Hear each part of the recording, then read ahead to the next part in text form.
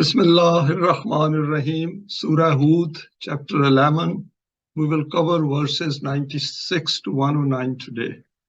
Allah's laws are immutable and these work 24/7. These are the references, and this is our contact in case there is a query or question regarding this presentation or our previous presentations. Summary of verses 84 to 95, which we covered last time. Here is given the account of the people of Madian to whom the messenger Shuaib was sent from among themselves to provide guidance via the wahi of Allah.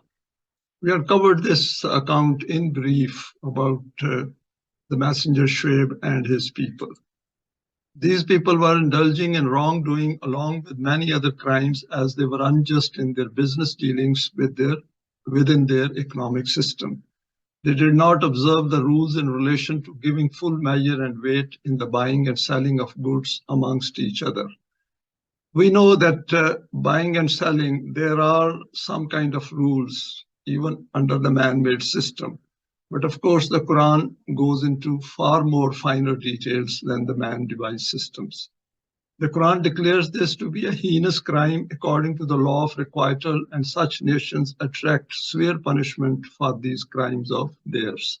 Next, the messenger Shuaib warns them about these malpractices and asks them to desist. He also invites them to the system of salat, which they initially think is merely some kind of ritual for religious worship.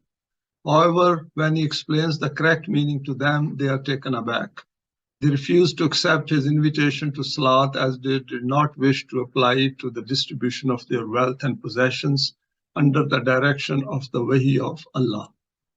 The nation of Shuaib rejected the guidance of Allah and did not reform their unjust tyrannical system because they did not give it any significance. They just followed their desires. They did not believe, they did not have conviction in the law of requital. So they were ultimately eliminated by the total annihilation of their habitations. Because the results of human deeds, they do not wait indefinitely that people will take their own time and come to these. And when these are applied collectively, because individually, in any case, people die. But collectively, of course, it takes longer for these collective actions, collective outcomes to manifest themselves.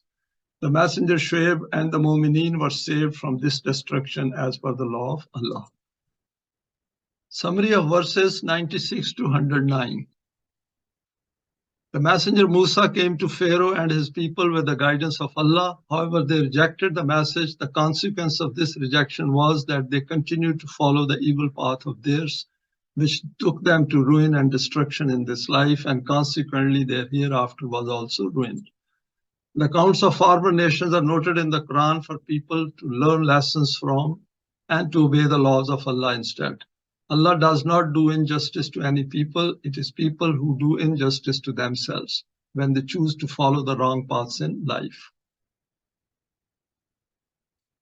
Everything in the universe follows Allah's laws. Only man has choice and intent, and he can either follow his unbridled desires or follow the guidance revealed through the wahi of Allah. This guidance is now preserved in the Quran for all times. As far as this worldly life is concerned, man has a finite physical life which ends with death. He can live life thinking it will end with death, in which case his self will never develop, hence he will have nothing in the hereafter. Those who make the choice to live life in the light of the guidance of the Quran can acquire a developed self, and thus lead a life as defined by Allah in detail in his book. Now we will look at the first two verses for today's presentation, 96 and 97. The accounts of the messengers demand our profound attention. وَلَقَدْ أَرْسَلْنَا مُوسَى بِآيَاتِنَا وَسُلْطَانٍ مُبِينٍ إِلَى فِرْعَوْنَ وَمَلَائِهِ فَاتَّبَعُوا أَمْرَ فِرْعَوْنَ وَمَا أَمْرُ فِرْعَوْنَ بِرَشِيدٍ. And in this way, we sent Musa with our laws and clear authority to Pharaoh and his leaders. They did not accept the invitation of Musa and kept obeying the commands of Pharaoh, even though the commands of Pharaoh were totally based on tyranny and had no relevance to rational thinking and reasoning either. And we see it even in today's world. People know that the leaders of their countries are not following the correct path, but they still willingly follow it. And very few are the ones who stand up against the system or raise their voice against the system. Further elaboration of these two verses, having briefly described some of the accounts of previous messengers and their nations, the Quran here notes another important aspect of the Wahi of Allah. The messenger Musa was sent with the signs of Allah, which had the potential of possessing power. And that's an important point for us, that when Quran says that the book and Sultan, that is, there is a power attached with that, that means this message is not merely a sermon. It also guides us and provides power in case we follow this message. The message of Allah was conveyed to Pharaoh and his cohorts who held power, but they rejected the message thinking, what can Musa do? Not realizing that when Allah's message is conveyed by those who communicate with the force of the conviction of Iman, it requires a new dimension of higher strength. This point requires very careful reflection, and hopefully this will come up in subsequent presentations.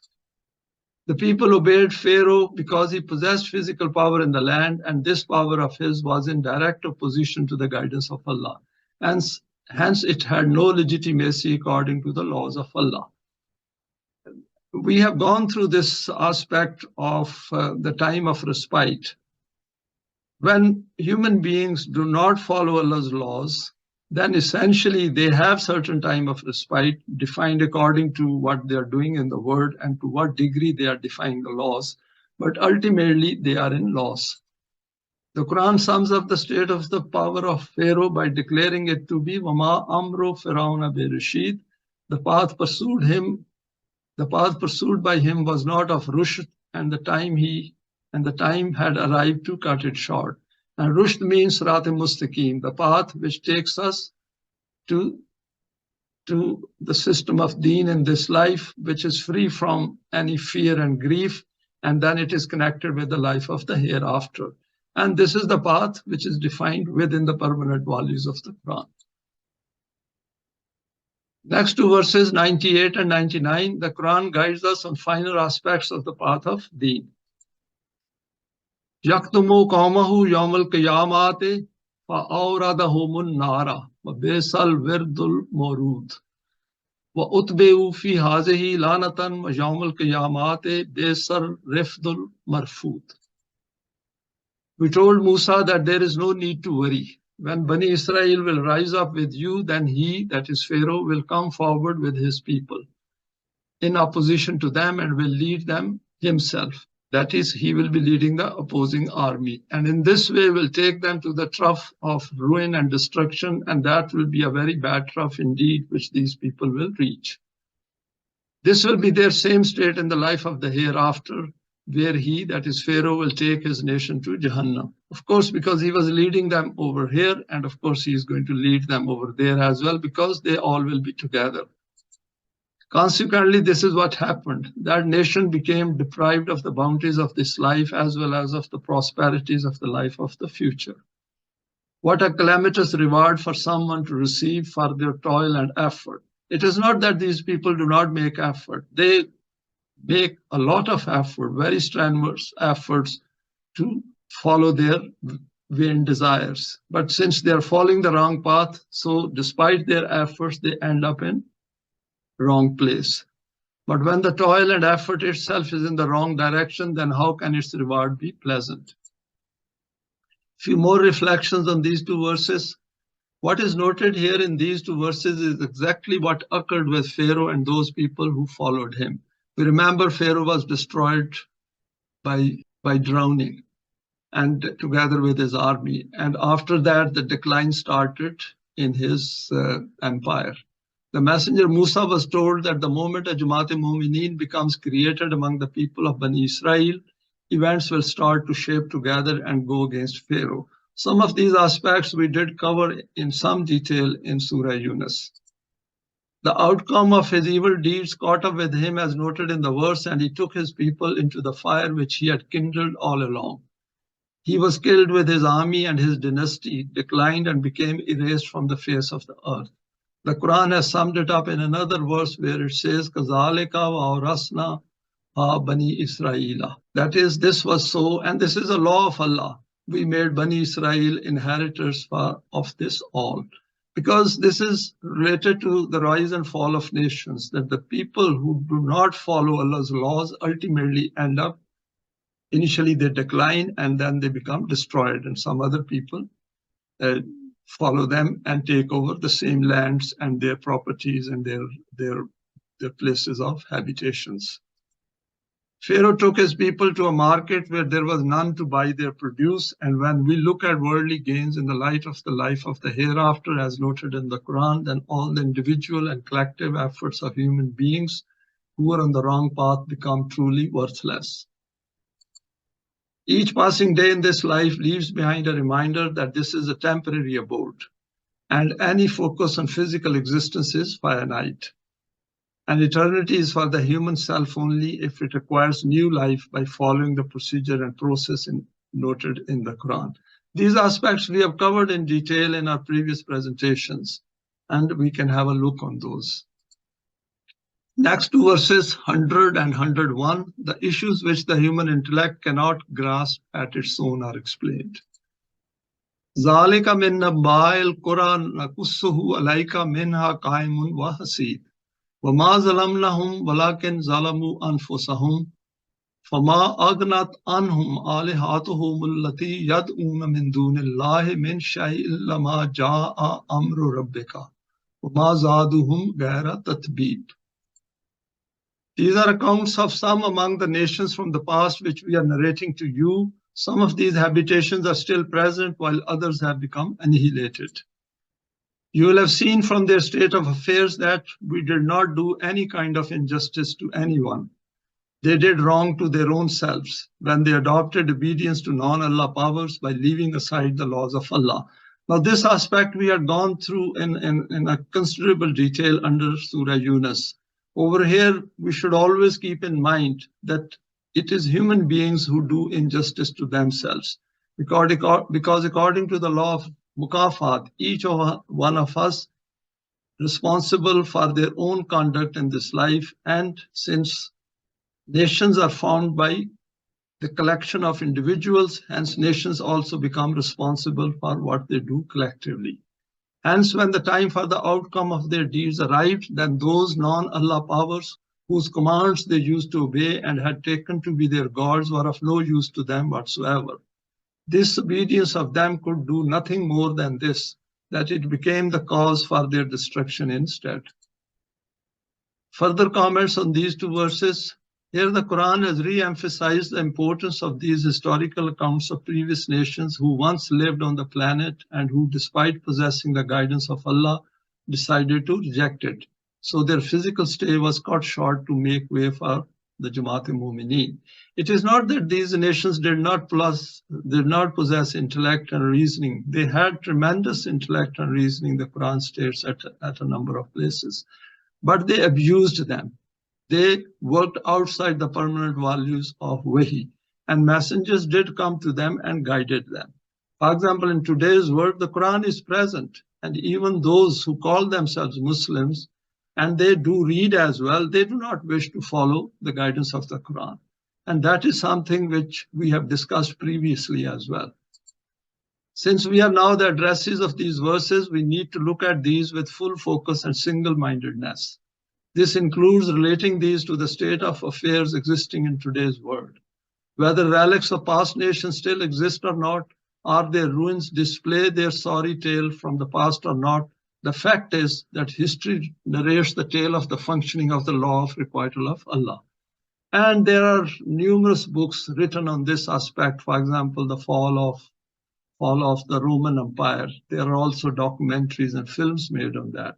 So it is not that human beings do not know what happened in the past. It is that people do not wish to follow the laws of Allah, and they wish to follow their unbridled desires. Next, the Quran emphatically declares to us that Allah did not do injustice to any one of them. And this is an evidence-based fact. They did injustice to themselves because they opted to follow the wrong paths in life.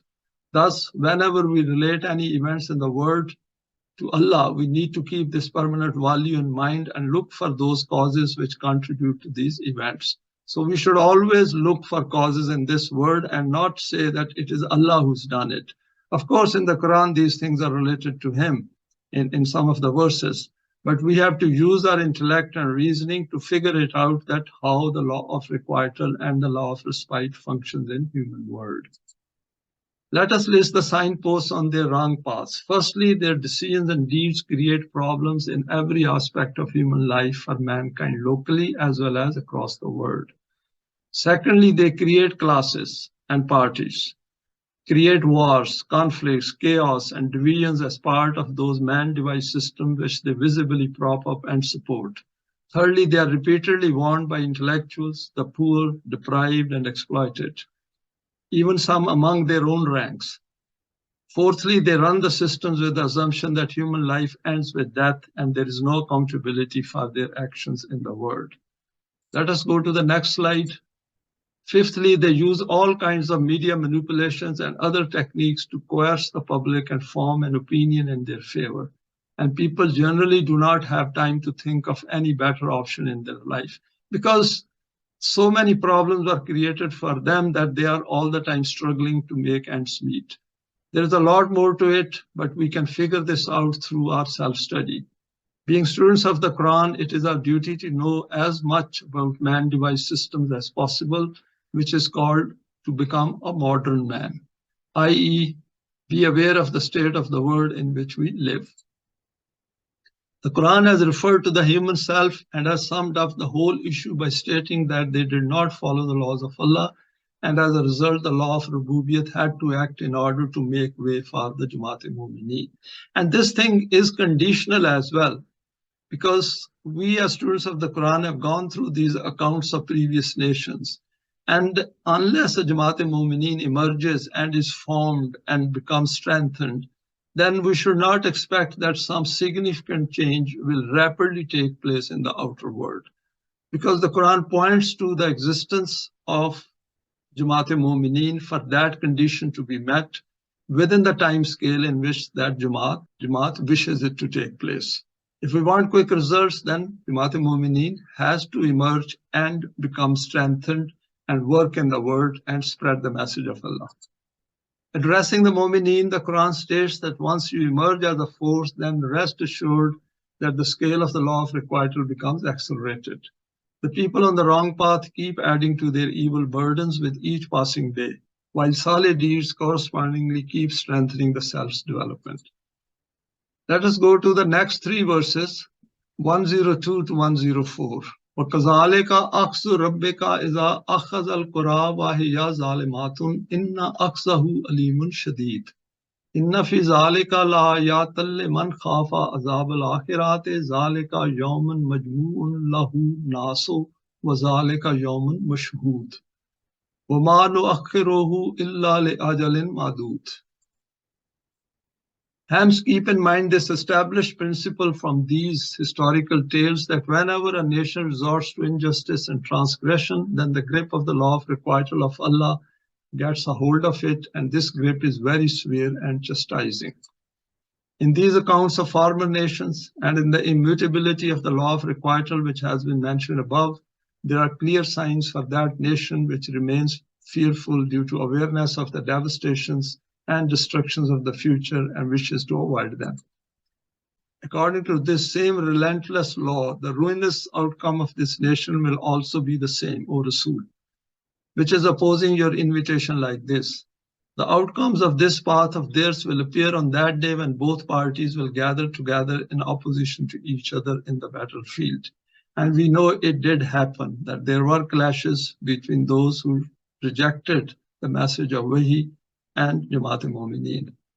This will be that day when the outcomes of the deeds will manifest in a tangible form, i.e., in such a way that all will be able to see physically. According to our law of requital, we are postponing that day for a stated term, but it will most certainly arrive. Because life is moving forward, it is extremely dynamic, and human actions, these these produce their outcomes. And when the collective outcomes reach a certain stage, then these are bound to manifest in the physical world as well. Let us look at some more details of these verses 102 to 104. After drawing our attention to the fact that Allah does not do injustice to mankind, it is people themselves who do injustice and then suffer the consequences. The Quran invites us to look at the severe, painful consequences human beings suffer in the world through their own acts. And we see these things in our present world as well. For example, the recent wars in Iraq, Afghanistan, Syria, Libya, even Yemen, and now in Ukraine are subjecting human beings living in that part of the world to an immense suffering. And not to talk of the suffering because of poverty, exploitation, movement of people, refugees, and exploitation. For example, in whole of Africa, there are horrendous economic problems.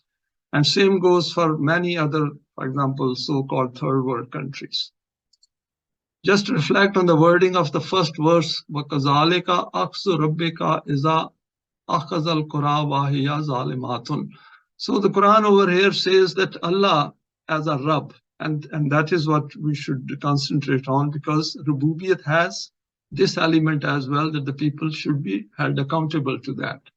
And over here Quran says, وَهِيَ ظَالِمَةٌ, because of their injustices, they were held accountable. This is how human beings create misery in their life and in the world when they do not have the system of Rububiyat.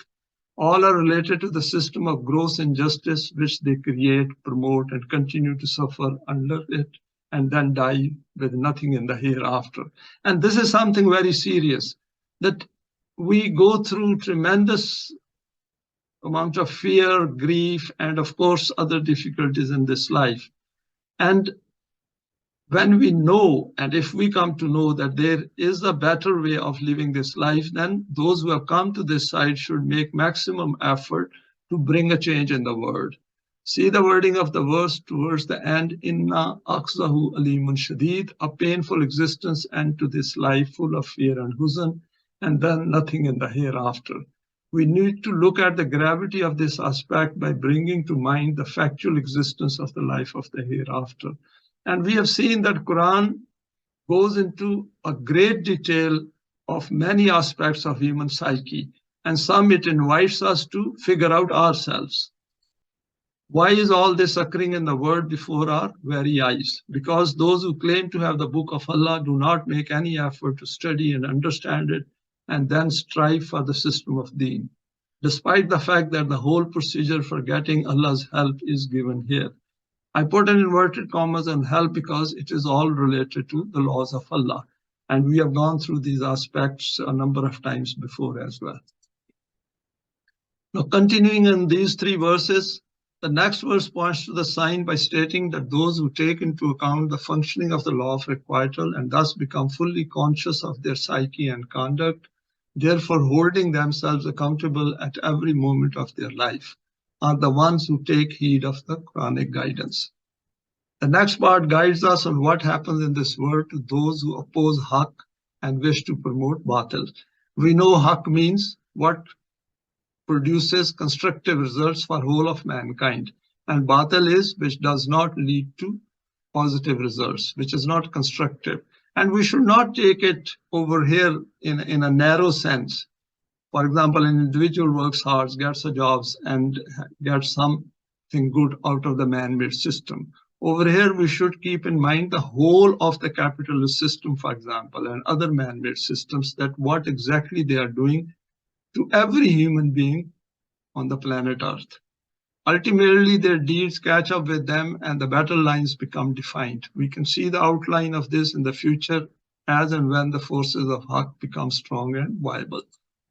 The third verse provides assurance from the direction of Allah that the time of respite does come to an end in the case of an evil system.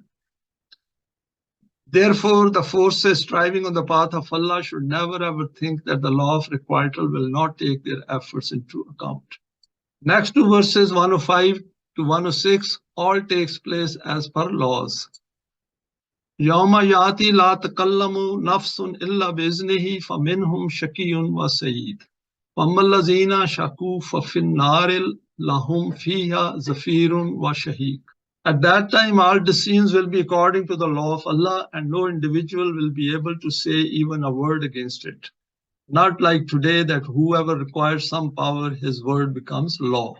Of course, all the people, all the rich people possessing wealth and who have influence on these parliaments and congresses which formulate laws, they come together and formulate laws which favor them at the top.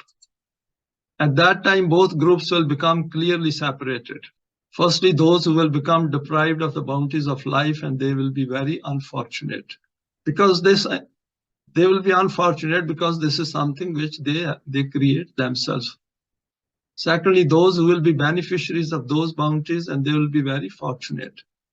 The fields of the efforts and deeds of those who are deprived of the bounties of life will become like ashes, because those deeds were such that they could only produce such outcomes. And for them, there will be lifelong wailing and sighing. Because once the time of respite ends, then essentially we do not have any more time left to mend our ways. It is only before the arrival of the end point we have to mend our ways and take the right path. Further reflection on these two verses, 105 and 106. Here the Quran has drawn on the use of our imagination and has stated in a dramatic way that a day will then definitely arrive when no self will be able to speak except within the law of Mashiach of Allah, i.e. those who tread on this path will not be surprised by the arrival of this time or era, as they will be waiting eagerly for it. For example, as students of the Quran, we have gone through these verses, and if this time of respite ends for the nations of today at some point in the future, then we will not be surprised. In fact, we will be expecting it to happen at some point in the future. Surprises in life belong to those who are caught unprepared. In the case of Quranic students, there is no surprise as they keep their fingers on the pulse of passing time.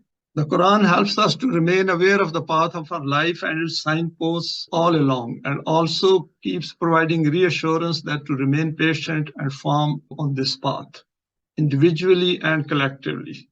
Through sharing these presentations and our own study as well individually, because we are now dispersed throughout the world and we only come together on this Zoom platform.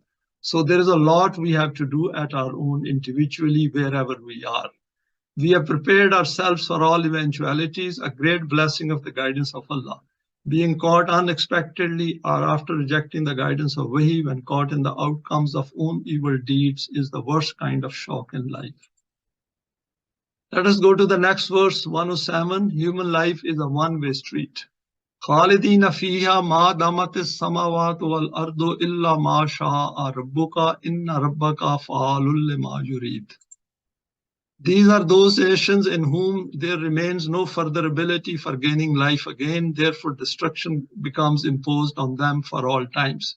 We remember this segment was started with the brief mention of people of Pharaoh. So over here, Quran says that once their time of respite ends, of course, then that is the end of it for them as far as this life is concerned. And of course, in their places, new nations will emerge and will take birth. Then they will have to carry out their own conduct and behavior in this world within the values they elect to follow. These laws have been formulated by your Rabb through his own choice and intent by keeping in view the whole program of the universe. Hence, no one can interfere in these, nor can he raise any objection to them. Very important point stated over here. I have highlighted illa ma sha rabbuka. And see, Rabb as an attribute has appeared over here. So we should look at it in relation to Rububiyyat, that this is how Allah wants the Rububiyyat to materialize. And why he's done it? Because that is the way it should be. And we can figure it out and we can see the rational and reasoning behind it. Further reflections on this verse. This verse points to a few facts of worldly life. Firstly, in the physical world, if we know the laws, we can predict outcomes precisely. And if we insist on taking the wrong paths in life, then the outcomes will also be wrong. Secondly, in life as human beings, if we ignore Rububiyyat deliberately or unwittingly, the results will appear in the form of imbalances and chaos. And that is the state of the world as of today. If despite experiencing the wrong outcomes of our way of living in the world, we do not direct our thinking towards the guidance of Wahi, then nothing better will emerge in our world. Next, in order to benefit from the Wahi of Allah, we need to understand the structure of the system of Rububiyyat in all respects, i.e. its physical side as well as the side of the human self and its development. And concentrating on human self is very important because physical side human beings take notice very quickly because our physical needs are attached to that, and world being physical and the human systems being physical at a fundamental level, it's easier to concentrate on that. But it is the human self at which we should keep our focus when we are going through the Quran and relating it to the system of being and its development. These two are intrinsically linked as far as this worldly life of man is concerned. I've said this as far as this life because we do not know the state of our existence in the next life. Our self will remain the same with which we go over to the next life, but our other, that is our vehicle, our consciousness will depend on what medium we do not know at this point in time in this life. The last part of the verse points to an important aspect of Rububiyyat. Inna rabbaka fa'alul lima yurid. For your Rabb is accomplisher of what he wishes or plans. And we can figure it out that why the system is working the way it is working. For example, we differentiate between Deen and the man-made system very clearly.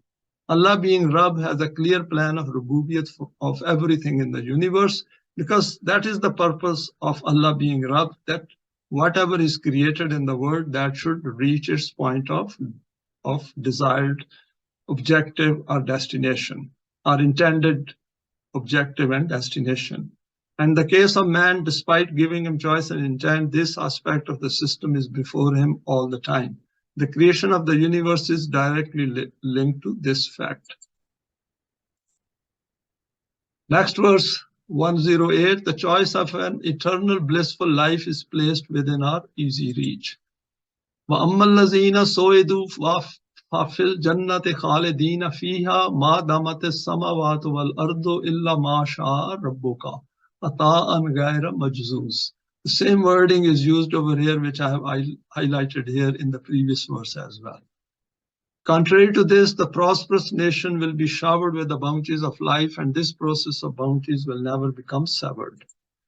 The same division will also remain in place in the life of the hereafter. Their blessings will be everlasting and uninterrupted.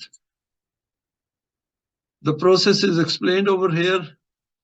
Following on from the previous verse here, Allah has addressed Momineen, assuring them that his being Rabb should be viewed in terms of their self-development and in relation to what is covered in the Quran from start to finish. Their appearance on the stage of the world through their own choice is linked to the creation of the universe, i.e. they are the ones who hold themselves fully accountable for their deeds, as noted, for example, in verse 45:22, which is in reference to the law of requital. Since they have managed to acquire new life through their own choice using the guidance of Wahi, hence they need to keep progressing on this path using the signs given in the Quran. Having got onto this straight path, they feel assured that the heavens and earth follow Allah's laws, and if they remain within the confines of these laws, then essentially they have linked their life to eternity. Earned through their own conduct, therefore no one can take it away from them. This is how the system of accountability functions in the world. Then the verse helps to elevate their hopes and expectations further when it declares, Illa ma sha rabbuka. Because everything is working according to laws, and when we conform our performance, our own conduct in consonance with the laws of Allah, then of course we become entitled for a good recompense for our deeds. And that is where the system of Deen comes in, because in terms of ourself, we develop it further. There is a lot more for Momineen under the aspect of Rububiyyat, because Quran states at another place, Lahum yasha'una fiha wala daina mazid, that they will get whatever, they will have whatever they wish for, and we have more to add as well. Because their desires are in line with the laws of Allah. They meet the threshold which is defined by the laws of Allah, and they remain within the permanent values, and they work for the system of Deen. And as they progress on that, they keep getting more and more rewards. And all these rewards are in relation to the development of their self. More reflections on this verse. The last part of the verse is another statement of fact in relation to the self's development. Here it is stated that these bounties of Allah will never sever, since the Momineen would have acquired these by following the laws of Allah. These are those rewards which are related to Iman and Saleh deeds, and these are tangible things. The changes which take place within us, and by coming together, these become visible physically as well. And these can never discontinue as long as we continue to remain on Sirat al-Mustaqim. In another place, this is noted as illallazina amanu wa amilus salihati falahum ajrun ghayru mamnun. Except those who accept Iman and do Salih deeds, their reward will never cease. If we have gone through this surah, Surah Deen, in which Quran has first pointed to two aspects, Asan Takween and Asfala Safilin, and then has said that those people who accept Iman willingly and then follow the path of Salih deeds, then they are become entitled for an unceasing reward. If we move our mind away from the mechanical aspects related to material benefits in this life, we will grasp this point more precisely. For example, when we acquire a degree from a university or college, there are two parts to the reward. I've just quoted it, taking it from our day-to-day life in this world. And I thought it is better to illustrate it with an example. Firstly, we acquire knowledge, training, and experience in the process of getting this degree. Secondly, we also receive a paper degree as evidence of having completed the course. See, both parts are over here, the physical part as well as the part related to the self.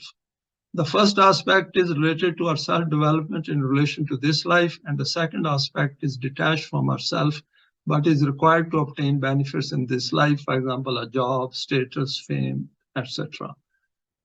Or, for example, for further study.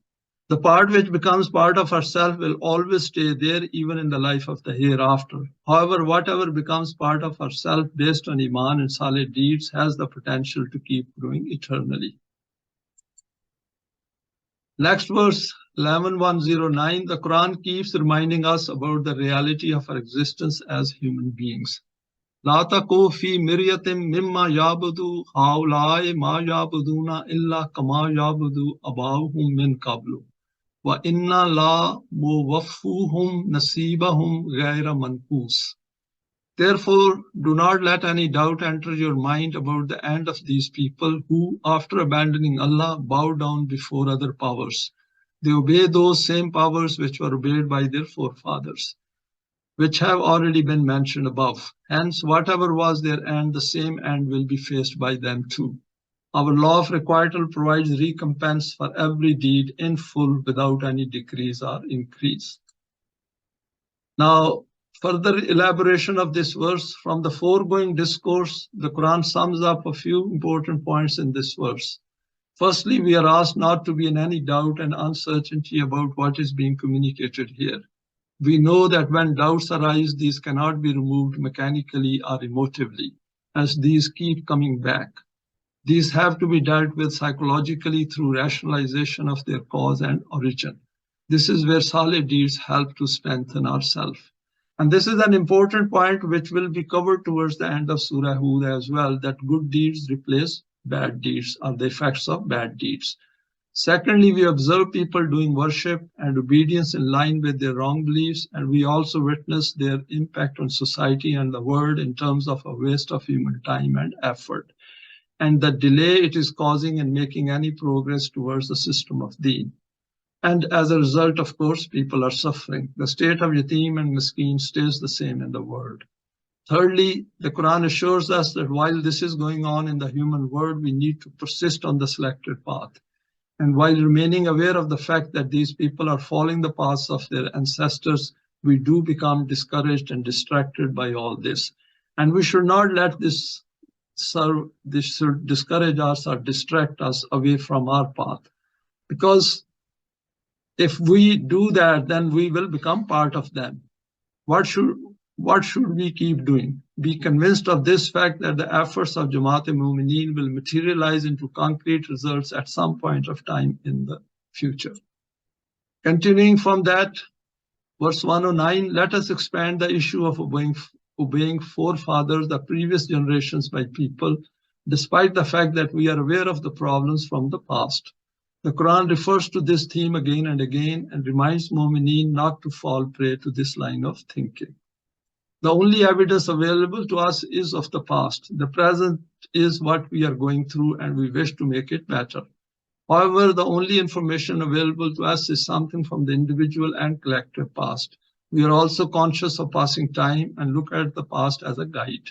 Here the Quran tells us that if the past has been guided by the non-Deen values, then it cannot serve as a model for you, as the past based on relative values is going to make you suffer very soon, as the law of requital is going to catch up with the consequences from the past collectively.